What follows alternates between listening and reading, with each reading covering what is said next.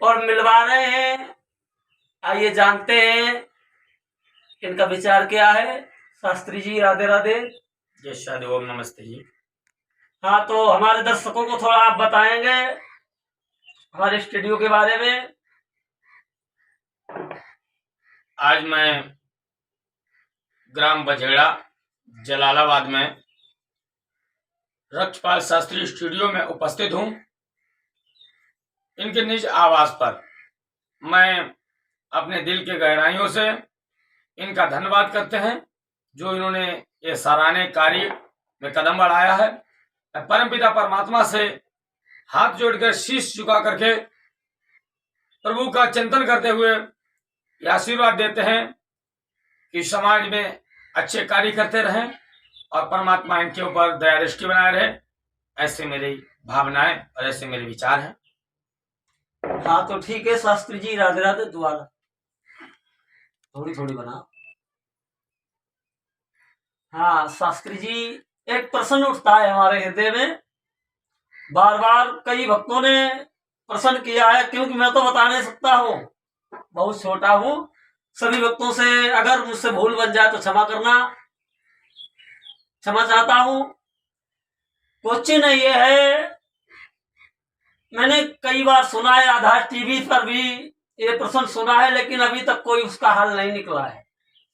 बात यह है महाराज, वेद और पुराणों में क्या अंतर है? वेद और पुराणों में क्या अंतर है? हाँ, यही हमारे दर्शकों को बताइए। देखिए, वेद और पुराण, वेद क्या है और पुराण क्या है जी। मैं थोड़ा समय लूंगा, ज्यादा नहीं लूंगा जी। वेद एक सृष्टि का संविधान है जी।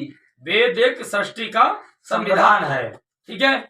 वेद, जहाँ वेद होता है वहाँ वेदना नहीं होती है जी, और जहाँ वेद नहीं होता है वहाँ वेदना होती है, ठीक है। वेद किसको कहते हैं? वेद कहते हैं ईश्वर की वाणी को। और ईश्वर की वाणी किसके द्वारा हमें प्राप्त हुई?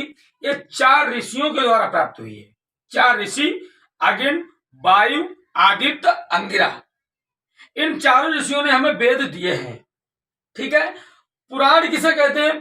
पुराण कहते हैं जिसका कोई प्रमाण ना हो, उसी को कहते हैं पुराण। और वेद कहते हैं जिसमें मानव कल्याण की बात है।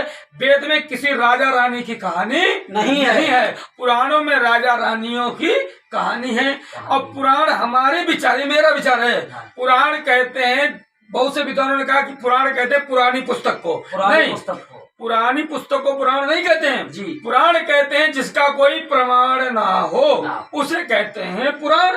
और वेद कहते हैं जिसका प्रमाण हो, जिसमें मानव कल्याण की बात हो, जिसमें समानता हो, जिसमें ऊंच नीच का भाव ना हो, उसे कहते हैं वेद। और वेद सबसे पुरानी पुस्तक है क्योंकि लगभग में 2 अरब वर्षें बीत चुकी हैं इस सृष्टि की रचना को जी। और जितना समय रचना को हुआ है उतने समय का वेद है। और एक मैंने पुस्तक पढ़ी है, सत्य धर्म प्रकाश जी। सत्य धर्म प्रकाश पुस्तक में मैंने पढ़ा है, उसमें यह लिखा है कि Rig Veda is the oldest book. Veda के बारे में कहा है कि Rig Veda is the oldest book, library of the world. यानी पूरे संसार में, अर्थात संसार के पुस्तकालयों में देखा जाए तो सबसे पुरानी पुस्तक वेद है। अब वेद का अंतर समझ में आ गया। यानी वेद में जो है वो मानव कल्याण की बात है और पुराणों में राजा रानी की कहानियां हैं, यही अंतर है। हाँ, तो दोस्तों, हमारे दर्शकों अभी शास्त्री जी ने बताया है वेद और पुराणों के बारे में। जो भी भेद होता है वो शास्त्री जी ने स्पष्ट कर दिया है।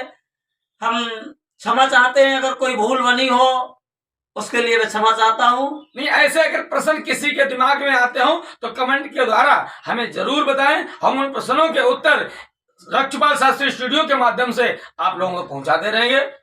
और एक मेरा चैनल और है, शास्त्री राजवीर देव यूट्यूब चैनल, जो मेरे नाम से चल रहा है।